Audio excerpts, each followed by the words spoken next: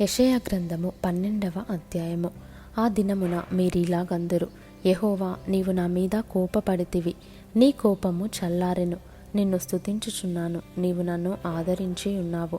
ఇదిగో, నా రక్షణకు కారణభూతుడగు దేవుడు, నేను భయపడక ఆయనను నమ్ముకొనుచున్నాను. యెహోవా, యెహోవాయే నాకు బలము, ఆయనే నా కీర్తనకాస్పదము, ఆయన నాకు రక్షణాధారమాయెను. కావున మీరు ఆనందపడి రక్షణాధారములైన బావులలో నుండి నీళ్లు చేదుకొందురు. ఆ దినమున మీరిలాగందురు, యెహోవాను స్తుతించుడి, ఆయన నామమును ప్రకటించుడి, జనములలో ఆయన క్రియలను ప్రచురము చేయుడి. ఆయన నామము ఘనమైనదని జ్ఞాపకమునకు తెచ్చుకొనుడి. యెహోవాను గూర్చి కీర్తన పాడుడి, ఆయన తన మహాత్మ్యమును వెల్లడిపరచెను. భూమి అందంతటను ఇది తెలియబడును. సీయోను నివాసి, ఉత్సాహధ్వని బిగ్గరగా చేయుము.